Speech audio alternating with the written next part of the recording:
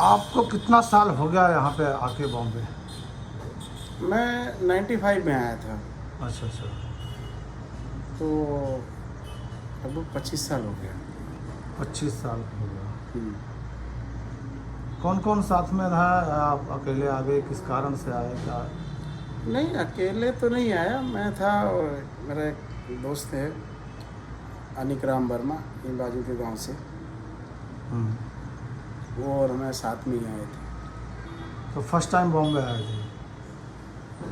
नहीं, first time नहीं, वो सेकेंड टाइम था। फर्स्ट टाइम एक गांव के बाजू के वो भी थे, प्रकाश, अच्छा। ओम प्रकाश करके, उनके साथ आए थे। हम्म। तो यहाँ आए और आपका क्या, किसने क्या किस तरीके से सपोर्ट किया, किस तरीके से क्या किया? तो यहाँ पे सपोर्ट करने के लिए तो ऐसे बहुत लोग थे मेरे, हाँ। पर रहने के लिए तो आया था मैं, मेरा मौसी का घर था, उनके बड़े लड़के थे, उनके यहाँ आया था मैं। अच्छा। लेकिन अगर देखा जाए सही में तो मेरा सपोर्ट किया मेरे एक दूर के मामा लगते हैं, राजू मामा, हम्म। उन्होंने काफ़ी सपोर्ट किया, अच्छा। एक हद से बाहर जाके। हम्म। मुंबई में फर्स्ट सपोर्टर उन्होंने किया? हाँ, उनके जैसा तो मिले, बाद में बहुत मिले, लेकिन उस टाइम, उस दौर में जब मुझे कोई नहीं जानता था, मुझे जानने के बाद तो बहुत सारे लोग मिले, लेकिन जब कोई नहीं जानता था तब वो मिले। तो किस इसलिए तरीके से सपोर्ट किया उन्होंने? हर तरीके से जैसा मोरल सपोर्ट किया। अगर मुझे काम नहीं मिल रहा तो मेरा काम लगवाए, मेरे पास खर्चे नहीं हैं, कभी भी किसी भी चीज़ की तकलीफ़ है तो हर बात का सॉल्यूशन उनके पास, आप ऐसा समझ लो। ऐसा मतलब कि एक तरीका बताओ कि जैसा आपके पास पैसे नहीं थे। अभी मेरे पास पैसे नहीं है, मैंने फ़ोन किया तो बोला कि पैसा दिया, खाना नहीं खाया तो खाने के लिए वो किधर भी बुला लिए मुझको। वो असल में वो जनरेटर चलाते थे, और वो जनरेटर जहाँ भी चलाते, शादियों में, पार्टियों में, वहाँ बुलाते, वहाँ खाते पीते हम लोग, मौज मस्ती करते। और मैं अकेला नहीं था, मैं था, मेरा दोस्त था अनिक राम वर्मा, चंद्रपाल सैनी, हम तीनों थे। वो एक अलग दिन था, काफ़ी स्ट्रगल के दिन थे। तो आप राजू को कुछ मैसेज देना चाहोगे? नहीं, उनको सिर्फ दुआएं दे सकते हैं, कि उनके जैसा आदमी बहुत कम होता है, जो निस्वार्थ भाव से हर किसी के लिए जितना हो सकता है उतना करते हैं। और आपके कौन कौन से दोस्त हैं बॉम्बे में जो आपसे जो ज़्यादा संपर्क में हैं, या आपके दुख सुख में साथ में आते हैं, या आपके सपोर्ट में साथ में आते हैं, या? मुंबई में देखो, मैंने अपने लाइन में जो हम काम करते हैं उस धंधे में ऐसा तो बहुत यार दोस्त होते हैं कहने के लिए, लेकिन असल में हम यहाँ पे 4 ही दोस्त थे। गांव से जो 2 थे, मैं और अनिक राम वर्मा, यहाँ आके चंद्रपाल जुड़े, एक अनूप सिंह करके थे जो कि अब बॉम्बे छोड़ चुके हैं। हम 4 दोस्त ऐसे थे जो शायद बहुत कम बातें होंगी, जो अनजानी बातें होंगी, याद में नहीं होंगी, वही शेयर नहीं हुआ होगा, बाकी हम 4 दोस्त ही थे। अच्छा। तो चारों दोस्त अभी क्या कर रहे हैं? अभी एक अनिक राम वर्मा है, वो डायरेक्टर ऑफ फोटोग्राफी है फिल्म लाइन में। चंद्रपाल सैनी है, वो असिस्टेंट प्रोडक्शन मैनेजर हैं भट्ट फिल्म्स में। और अनूप सिंह हैं, वो गांव शिफ्ट हो गए, उनका भी खुद का एजेंसी है ऑटो पार्ट्स का, ऑटो का। तो आपकी बातचीत होती है उन लोगों से? नहीं, हम चारों ही हैं जो इतने सालों बाद भी एक दूसरे से टच में हैं। बाकी ऐसे बहुत सारे लोग मिले, बिछड़े। तो मुझे बॉम्बे की थोड़ी सी जर्नी बताओगे कि आए और आपने क्या क्या किया, कहाँ काम किया, किस तरीके से काम किया, और क्या करना चाह रहे थे? और देखो, पहले तो मैं मुंबई आया था पिक्चर लाइन में काम करने, क्योंकि मैं पहले दिल्ली काम करता था। तो बचपना था, बहुत कुछ ज़्यादा समझ नहीं था, तो उसी हिसाब से जो कमाता खाता था, अपने हिसाब से जी खा रहा था। पर मेरे भाई को लगता था कि मैं पैसे कमा रहा हूँ लेकिन घर नहीं देता। और मेरे रिश्तेदार लोग, मौसी के लड़के लोग सब पिक्चर लाइन में थे। तो मेरे भाई को लगा कि अगर ये मुंबई जाए, पिक्चर लाइन में काम करेगा तो ज़्यादा पैसा कमाएगा, और वो लोग सपोर्ट भी करेंगे, और वहाँ कुछ गलत नहीं करेगा तो जो पैसा कमाएगा घर आएगा। तो उस हिसाब से मेरे बड़े भाई ने मुझे मुंबई भेजा। तो काम के मामले में मुंबई में आया, मैं उन्हीं के पास आया, लेकिन काम के मामले में तो उन्होंने सपोर्ट नहीं किया। रहने के लिए छत तो दिया उन्होंने, हम्म, पर काम के मामले में उन्होंने बिल्कुल सपोर्ट नहीं किया। जो मैंने अभी बताया आपको राजू मामा के बारे में, काम के बारे में उन्होंने मुझे काफ़ी सपोर्ट किया। 2-3 जगह काम भी लगवाया उन्होंने और मैं किया, जम भी गया था। लेकिन सेकंड टर्म जब गांव से लौट के आया दूसरी बार, पहली बार आया तो ज़्यादा दिन था नहीं, सिर्फ 10 महीना था। लेकिन दूसरी बार जब लौट के आया तो मैं और मेरा एक दोस्त आया, अनिक्रम वर्मा, जो अभी बताया आपको। तो हम लोग साथ में आए, शूटिंग चालू नहीं था, बारिश का महीना। तो बोला कैसे करेंगे, हम लोग के पास पैसे भी नहीं। तो हम दोनों ने मिलके क्या किया, जो पैसे थे शेयर करके बर्तन खरीद लिए, स्टोव खरीद लिए, खाना बनाना खाना। और इसके बाद मैं बोला मैं सिलाई भी किया था दिल्ली में, तो मुझे वो काम आता था। तो बोला एक काम करो, तुम सिलाई करो और मैं शूटिंग में जाता हूँ। और जिसका काम पहले पकड़ लेगा लाइन, दोनों आदमी उसी लाइन में हो जाएंगे। तो इत्तेफाक से दोनों का चल निकला। वो 2-3 दिन तो खाली गया, इसके बाद वो गया तो लौट के हफ्ते भर बाद आया। और मैं हफ्ते भर यहाँ काम किया, तो मैं भी 1400-1500 का काम किया। इसके बाद उसने खुद ही बोला कि यार छोड़ दो सिलाई, वापस आ जाओ शूटिंग लाइन में, अभी हम लोगों को खर्चे का कोई दिक्कत है नहीं, हमारे पास भी पैसा तुम्हारे पास। फिर मैं लौट आया, काफ़ी दिन तक काम किया शूटिंग लाइन में, कार्ड वगैरह सब बना।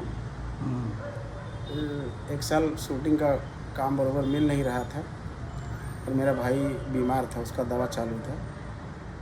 तो मैं जहाँ रहता था वहाँ पे दवा का ही बिजनेस था। तो उनसे बात किया, उनको आदमी की ज़रूरत थी, कोई था नहीं उनके पास। तो बोले दवा फ्री में दूंगा। तो उस टाइम जितना मैं कमाता था उतना दवा में ही जाता था। अच्छा। तो मैं सोचा कि अगर ये काम पकड़ लूँगा तो पगार तो मिलेगा, दवा फ्री में मिलेगा तो पगार बचेगा, क्योंकि मुझे गांव भी पैसे भेजने रहते थे। मैं शूटिंग छोड़ दिया और ये लाइन पकड़ लिया। और तब से मैं इसी लाइन में हूँ। और मैं देखा कि लाइफ में आपने बहुत स्ट्रगल किया, मतलब लोगों को पालने के लिए, अपना खर्चा चलाने के लिए, मतलब सोने का, रहने के लिए। आप इसके बारे में कुछ बताओ। हाँ, तो जब आपका कोई गॉडफादर नहीं होता है तो आपको ये सब चीज़ें तो देखनी ही पड़ती हैं। और हम लोगों का कोई गॉडफादर नहीं था। हम लोगों का गॉडफादर अगर कोई था तो वही एक राजू मामा, जो भी। तो चीज़ें धीरे धीरे सही हो गई, लेकिन ये काम पे लगने के बाद थोड़ा क्या है, जिसके यहाँ काम पे लगा वो आदमी थोड़ा अलग किस्म के थे वो लोगों ने शुरू में मुझे बहुत सपोर्ट किया, आज भी करते हैं। बहुत अच्छी बात है, करना चाहिए। आपने कितना साल दे दिया वहाँ पे? उनको मैंने करीब 22-23 साल दे दिया। ज़िंदगी के अपने सबसे हसीन लम्हे उन्हें सौंप दिया मैंने। तो 23 साल में आपके लिए उन्होंने कुछ किया? नहीं, ऐसा देखो, अभी हम वहाँ पे जो वर्कर काम करते हैं, देंगे तो बहुत कुछ देंगे तो भी हमारे हिसाब से कम ही रहेगा। लेकिन औरों को जितना मिलता है उससे ज़्यादा मिला। अच्छा। ये बोल सकते हैं। अगर मिला नहीं तो हमने कुछ किया कैसे? हमने भी कभी उनको अलग नहीं समझा, अपना काम समझ के उनका काम किया। और उन्होंने भी मुझे मोरल सपोर्ट दिया। पैसे पानी का भी जहाँ भी दिक्कत आया वो लोग खड़े रहे। तो अभी लाइफ मतलब सॉर्टेड है, अभी चल रही है? नहीं, लाइफ अभी चल तो रही है लेकिन विज़न कंप्लीट नहीं हुआ। अच्छा। हर आदमी का एक विज़न होता है, ऐसे मेरा भी एक विज़न था जो कि कंप्लीट नहीं हुआ, लेकिन ओवरऑल ठीक है। अभी क्या विज़न है आपका? देखो, अभी विज़न तो था कुछ बिजनेस चालू करने का, लेकिन वो मैं खुद नहीं करना चाहता था। मैं पीछे साइड में ही रह के मैं अपने बच्चों को आगे करना चाहता था। और बच्चों में जो करने लायक थे, बड़े मेरे भाई के लड़के थे, वो लोग अपना अपना खुद का सोचने लगे, अलग हो गए सब अपने आप। और मेरे बच्चे अभी छोटे हैं तो अभी मुझे उनको पालना ज़रूरी है। अगर उनका सब कुछ हो जाता है इसके बाद फिर देखेंगे क्या होता है। खाली तो बैठेंगे नहीं, कुछ ना कुछ तो करेंगे। चाचा, आपका लाइफ में कुछ अजीब चीज़ें हुई हो उसके बारे में कुछ बताओ। देखो, अजीब तो ऐसे घटनाएं तो बहुत होती हैं ज़िंदगी में, और जो सबसे अजीब हुआ ना वो मेरे भतीजों का एकाएक मेरे से मुंह फेर लेना, मेरे से अलग हो जाना, और जिसका रीज़न मुझे अभी तक समझ में नहीं आया। अच्छा। दूसरी बात, आपके लाइफ में एक्साइटमेंट क्या अच्छा क्या हुआ आज तक? देखो, बहुत सारी एक्साइटमेंट है, बहुत सारी अचीवमेंट है ज़िंदगी में। अभी मुंबई जैसे सिटी में आना और यहाँ अपने बलबूते पे अपने लिए एक छत तैयार करना, फिर अपनों के लिए छत तैयार करना, ये सब हर एक्साइटमेंट के ही दौर रहे हैं। अचीवमेंट ही होता रहा है, यहाँ भी गांव में भी। और मेरा शादी हुआ वो भी एक एक्साइटमेंट ही था, जो आज भी एक नए नए एक्सपेरिमेंट और एक्साइटमेंट के साथ जारी है। तो ज़िंदगी होता है ना, उतार चढ़ाव तो चलते रहता है, वो आज भी जारी है। अच्छा, आपने कहीं बॉम्बे से बाहर भी गए हो या बॉम्बे के अंदर ही रहे हैं आप? नहीं, बॉम्बे से बाहर घूमा। हमारे एक दोस्त है अनुक्रम वर्मा, डायरेक्टर ऑफ फोटोग्राफी, उनके ही साथ गया था, उन्होंने ही जैक दिया था, तो उनके साथ हमने घूमा, काफ़ी एंजॉय किया। जैसे कहाँ पे घूमा? वो तो एक अलग ही एक्साइटमेंट था, जो हमने सोचा भी नहीं था कि हम जाएंगे। इन्होंने बोले कि चलो ये तो ज़िंदगी है, चलता रहेगा, यहाँ कभी ख़त्म होने वाला नहीं है। तो हम लोग फिर दुबई घूमे, लाओस गए, थाईलैंड गए। अच्छा। तकरीबन 60-65 दिन का टूर था, हम लोगों ने 2 टर्म में जर्नी पूरा किया। तो कैसा एक्सपीरियंस रहा आप फर्स्ट टाइम जब दुबई पहुँचे तो? जीवन जीने का नज़रिया बदल गया। पहले मैं सोचता था कि ये है वो है, इनके उनके, वहाँ से लौट के आते ही मेरे को बहुत सारी चीज़ों में परिवर्तन दिखा।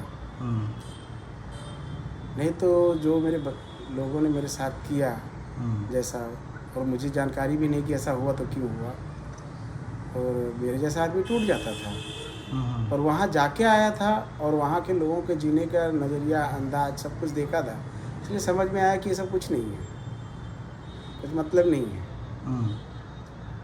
कि वो बहुत रफ एंड टफ ज़िंदगी होती है। हम लोग तो यहाँ बहुत अलग किस्म की ज़िंदगी जी रहे हैं, कि यहाँ की ज़िंदगी में कोई एक्साइटमेंट नहीं है। हम महसूस भले कर लें, कुछ अच्छा आ जाए, खुश हो ले, तो उसको एक्साइटमेंट ही नहीं कहा जाता। तो मतलब आप बाहर गए और वहाँ से एक प्रेरणा लेके आए कि यार जीने का तरीका थोड़ा चेंज होना चाहिए। चेंज होना चाहिए। हाँ, अभी पिछले 23 सालों में तो ज़िंदगी में यही हुआ था। रोज़ सुबह सो के उठा, नहाया धोया, खाया पिया, पूजा पाठ किया, बैग टांगा, निकल लिया, फिर वापस आया, शाम को खाया पिया, सो गया, फिर सुबह वही दिन चल रहा। कुछ अलग। अच्छा। ज़िंदगी में कुछ अलग हुआ तो वही हुआ। ओके। अच्छा, आपका गांव है पेरी पोखर। पेरी पोखर की जनता आपको समझती है कि बॉम्बे में हो, किस तरीके से रह रहे हो, क्या कर रहे हो, या बहुत लोग बहुत सारे तरीके से सोचते हैं, सबका अपना अपना तरीका होता है, बट आप पेरी पोखर को किस नज़र से देखते हो? देखो, आज भी क्या है, वहाँ के लोगों का नज़रिया बदला नहीं है। लोग आज भी हमारे गांव में उसी नज़रिए से जी रहे हैं, जो कि सही नहीं है। उस तरीके से वो लोग कभी प्रगति नहीं कर पाएंगे, आगे नहीं, ज़िंदगी जी लेंगे, लेकिन मैंने आपको पहले बताया ना कि ज़िंदगी जीना अलग चीज़ है, और कैसे जीना वो दूसरी चीज़ है। वो लोगों में वो परिवर्तन आना चाहिए, वो सोच होना चाहिए। और लोग जब तक चल रहा है, चलने दो वाली स्थिति है, तब तक तो सिर्फ जी रहे कीड़े मकोड़े की ज़िंदगी। लेकिन एग्रेसिव होना चाहिए थोड़ा। ज़माने के साथ जीने के लिए आपको मेहनत करना पड़ेगा, आगे आना पड़ेगा, चीज़ों को सीखना पड़ेगा, नई नई चीज़ों को अपनाना पड़ेगा, और उस मामले में पीछे है। तो आप उनको क्या मैसेज देना चाहते हो कि क्या करें, वो लोग क्या करें? देखो, सबसे पहली बात तो लोगों की बातों में आने का बिल्कुल ज़रूरत नहीं। अपना काम करो, अपने तरीके से करो, और हर दिन एक अलग तरीके से जो भी करते हो आप, आज कल उससे भी बेहतर करने की कोशिश करो। इसके अलावा आगे जाने का आपके लिए कोई रास्ता नहीं है। उससे बेहतर करो मतलब।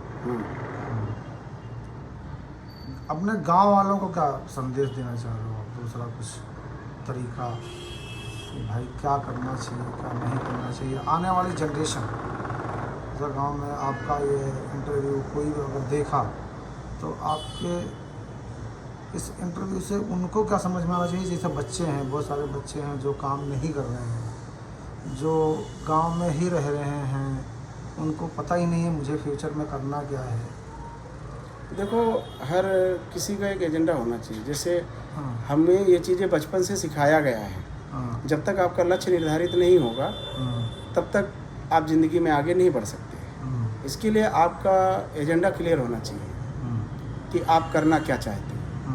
क्योंकि जब आप ये क्लियर कर लोगे कि मैं क्या करना चाहता हूँ, फिर कैसे करना है, वो भी चीज़ें हो ही जाती हैं। मुझे मालूम था कि मेरा छप्पर का घर है, वो पक्का मकान होना चाहिए। अगर मैं नमक रोटी खाता हूँ तो मेरे थाली में चावल दाल कैसे आएगा, मैं इन चीज़ों के बारे में सोचा। क्योंकि मेरा तो क्लियर था कि हाँ मुझे ये करना है, सिर्फ कैसे होना है उस चीज़ों के बारे में बात करना था। तो ये तो जब आप कुछ करना चाहते हो, अभी भी गांव में है लोग बोलते हैं कि उनकी वजह से हुआ, इनकी वजह से हुआ, ऐसा कुछ नहीं है। अगर आप करना चाहते हो तो आपको कोई रोक नहीं सकता। जिसमें सबसे बड़ी प्रेरणा आप खुद हो, या मैं हूँ, या मेरे जैसे आपके जैसे और भी लोग हैं अपने क्षेत्र में, बहुत सारे लड़के हैं। जो सबसे पहली बात, आप जिम्मेदार बनो। अगर आप जिम्मेदार बनोगे, जिम्मेदारियों को समझोगे तो आप कुछ करोगे, और अगर कुछ करोगे तो उसका रिजल्ट भी आएगा। जरूरी है आपको जिम्मेदार बनने का, जिम्मेदारी समझने का। ऐसा नहीं हमारे बाप दादाओं ने हमारे लिए क्या किया हम उसी को लेके बैठे हैं। तो जो भी पहले हुआ, या मैंने जो किया, आपने जो किया, वो चीज़ें तो ख़त्म होने वाली है ना। ऐसा है, जो कुछ भी है सब नश्वर होने वाला है। लेकिन अगर आपके ज़माने में लैंडलाइन फ़ोन था, आपके पिताजी के ज़माने में, तो आपके ज़माने में मोबाइल फ़ोन आया। आपके पिताजी ने लैंडलाइन फ़ोन के लिए मेहनत किया, तो आप फिर एंड्रॉयड फ़ोन के लिए मेहनत करो। आपका बच्चा सुपर कंप्यूटर के लिए काम करेगा। जो जितना आगे आप रास्ता दे रहे हो ना, अगर आपका बाप जहाँ छोड़ा था तो आपने अगर वहाँ से आगे नहीं बढ़ाया होता तो आपका लड़का करता वहाँ से आगे। लेकिन आपने उसको एक स्टेप आगे लाया तो आपका लड़का उससे भी एक स्टेप आगे लेके जाएगा। तो उसके लिए जिम्मेदारी समझने की ज़रूरत है। और सबके लिए ये ज़रूरी है कि आजू बाजू देखने के बजाय सिर्फ अपने टारगेट पे ध्यान दो कि हमको क्या करना है ज़िंदगी में। पढ़ाई लिखाई सब ज़रूरी नहीं है। आप खुद पीएचडी तो किए नहीं, लेकिन आप अपने मेहनत और परिश्रम के बल से, मैंने खुद देखा है आपको कैसे रातों रातों की नींद हराम करके फिर कहाँ से कहाँ पहुँचे हो। तो पढ़ाई ही मायने नहीं है, आप सीख के भी तो आ गए ना। आज की जनरेशन तो है हमारे आपसे ज़्यादा, फिर भी तो पढ़ लिख के आगे आ रही है। तो उनको भी ये चीज़ समझना है। तो परिश्रम करना चाहिए। परिश्रम सबसे बड़ा सब। अरे हम बचपन में पढ़ते थे तो पहला वर्ड यही पढ़ते थे ना, परिश्रम ही सफलता की कुंजी है। दूसरी बात ये बताओ, आपके गांव वालों ने आपका क्या सपोर्ट किया? देखो, गांव वाले तो कैसा है, गांव वाले किसी को सपोर्ट नहीं करते, आपको सपोर्ट लेना पड़ता है। और मैं गांव में उतना रहा नहीं हूँ। हाँ, बचपन मेरा गांव में बीता है, लेकिन मैं 7वीं क्लास से नौकरी करना चालू कर दिया हूँ। 7वीं क्लास से बनिया की नौकरी किया, मैं टेम्पो पे काम किया क्लीनर का। 7वीं 8वीं 9वीं जैसे भी पढ़ा। 10वीं में लास्ट पेपर छोड़ दिया। गांव में उतना रहा नहीं। लेकिन गांव वाले और आपके या मेरे गांव वाले क्या सपोर्ट करेंगे? अचानक कोई हादसा आ जाए तो राह चलता आदमी आपके साथ रुक जाता है। गांव वाले भी, यार होगा, दोस्त होगा, दुश्मन होगा, वो भी इकट्ठा होगा, आपके साथ घाट तक जाएगा। लेकिन 100 में एक आध होगा जो लाई बतासा भी खरीद के लाएगा। समझे कि नहीं? तो आपके लिए गांव में कौन सपोर्ट करने वाला है? आपको अपना सपोर्ट खुद करना पड़ेगा। आपका कोई सपोर्ट नहीं करता।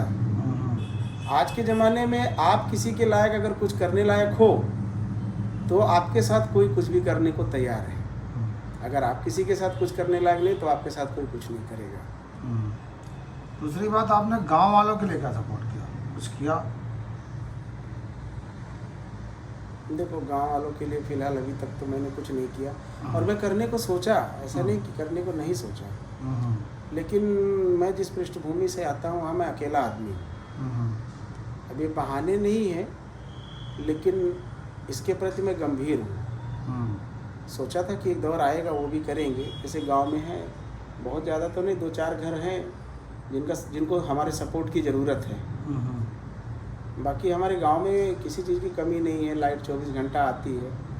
लेकिन हमारे यहाँ एक प्राथमिक उपचार केंद्र, एक छोटा स्कूल, 2-3 चीज़ें होनी चाहिए। और वो प्रधान को करना चाहिए, प्रधान के हाथ में है।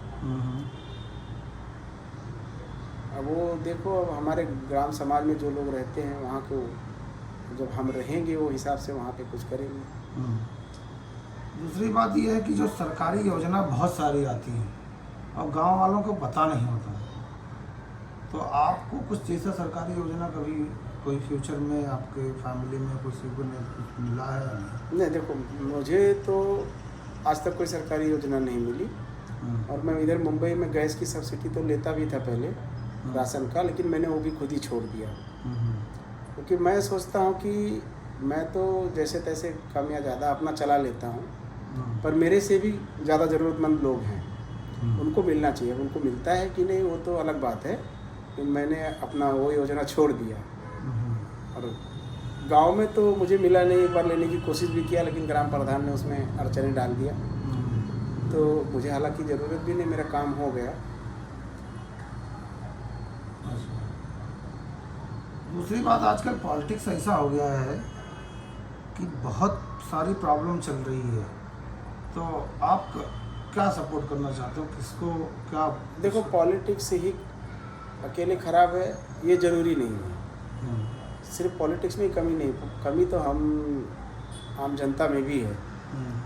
कैसे होता है कि जब एक ग्राम प्रधान होता है तो उसका बजट फिक्स होता है कि उसको सेंट्रल गवर्नमेंट से इतना बजट आएगा, स्टेट गवर्नमेंट से इतना बजट आएगा, और हर गांव में 2-4 लोग ऐसे ज़रूर हैं कि उनको हर बजट के बारे में पता होता है। लेकिन अफसोस कि वो सिर्फ अपना फ़ायदा देखते हैं। अगर वो पूरे गांव का फ़ायदा देखें तो वो सब पूरे गांव की जनता को लेके जा सकते हैं ग्राम प्रधान के पास कि भैया आपके खाते में सेंट्रल गवर्नमेंट से, स्टेट गवर्नमेंट से इतना बजट आया, आपके हिस्से में 4 गांव है, 4 गांव के आप ग्राम प्रधान हो, 4 गांव का हिस्सा आपके आता है, और आपको समझो जैसे 10 लाख रुपए आए, तो जाहिर सी बात है कि एक गांव के लिए 2.5 लाख रुपए पड़ा। तो भैया मेरे गांव का हिस्सा 2.5 लाख रुपए है, तो मेरे गांव में आपने 2.5 लाख रुपए का क्या काम कराया? वो आम जनता को पूछना चाहिए ना ग्राम प्रधान से।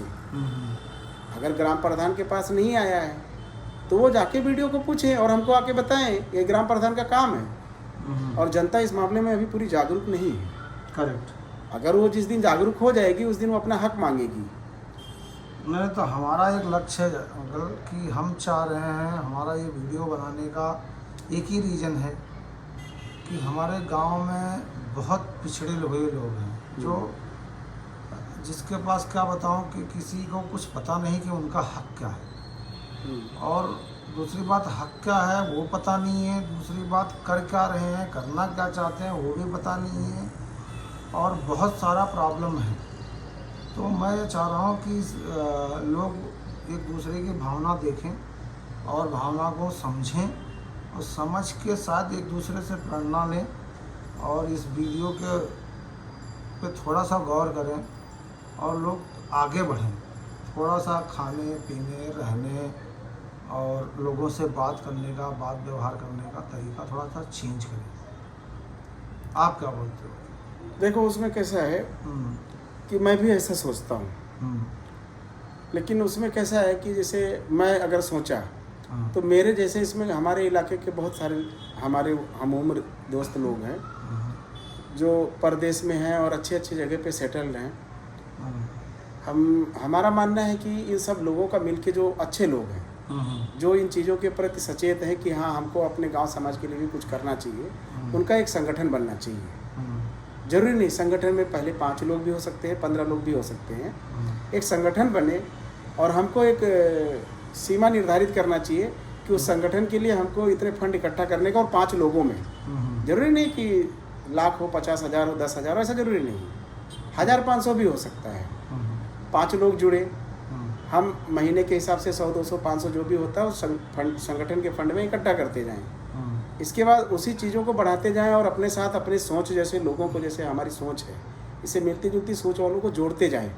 हमारा संगठन भी बढ़ता जाएगा और हमारा फंड भी बढ़ता जाएगा, और उस फंड को हम इकट्ठा करते जाएं और हम एक साथ गांव में जाएं, या सब लोग जाएं अपने अपने तरीके से सर्वे करें, देखें कि हमारे इस क्षेत्र में किस चीज़ की ज़रूरत है, कि जो सार्वजनिक चीज़ हो, जैसे स्कूल हो गया या कोई कोचिंग क्लास हो गया, कुछ सिखाने का, पढ़ाने का, तो इस सब टाइप की जो मतलब सारे लोगों को काम आ सके, ऐसी चीज़ों के बारे में एक अलग से रोड मैप तैयार किया जाए कि सब लोगों के काम आए और वो हमारा संगठन करे, उसके फंड का इंतजाम से लेके उसका देख रेख सब।